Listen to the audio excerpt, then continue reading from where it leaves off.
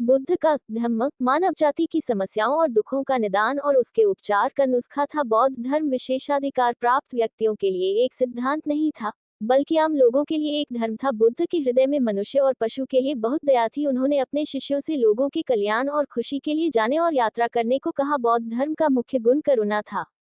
करुणा का गुण दूसरों के दुखों को दूर करने में उनकी मदद करने, उन्हें निर्वाण प्राप्त करने में मदद करने के सिद्धांत पर केंद्रित है। बुद्ध ने अपने शिष्यों भिक्षुओं से कहा कि वे एक साथ मिलकर रहें, दूसरों के साथ सद्भाव से रहें। भिक्षु संघों में रहते थे। भिक्षुओं के संगठन, जो शहरों के बाहरी इलाकों में स्थित थे, आम लोगों के लिए सुलभ थे, लेकिन शांतिपूर्ण और एकांत थे। संघ आध्यात्मिक प्रवचन और ध्यान के केंद्र थे। बौद्ध मठवासी समुदाय शुरू में घुमक्कड़ थे। मानसून के महीनों के दौरान छोटे प्रवास धीरे धीरे संघों में विकसित हुए, जिन्हें राज्यों, बैंकरों, व्यापारियों और व्यापारियों जैसे अमीर लोगों से संरक्षण मिला। ये संघ धीरे धीरे भविष्य के मठों में बदल गए। आम पुरुष और महिलाएं भिक्षुओं को खाना खिलाते थे और उनकी मदद करते थे।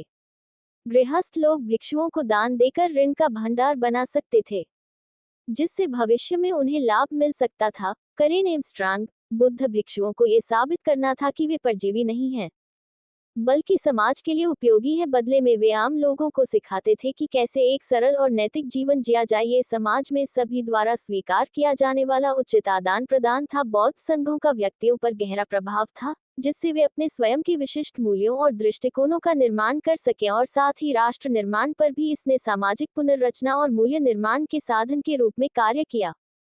इसलिए बुद्ध के समय संघ और भिक्षु समाज का अभिन्न और महत्वपूर्ण हिस्सा बन गए। घुमक्कड़ भिक्षु, बुद्ध का गृहस्थों से सीधा संपर्क था। वह उनके साथ घुल मिल जाता था और शहरों और कस्बों में उनके लिए शिक्षण सत्र आयोजित करता था। गौतम सैकड़ों भिक्षुओं के साथ सड़कों पर यात्रा करते थे। बुद्ध ने निर्वाण प्राप्त करने के बाद खुद को एकांत में सीमित नहीं रखा।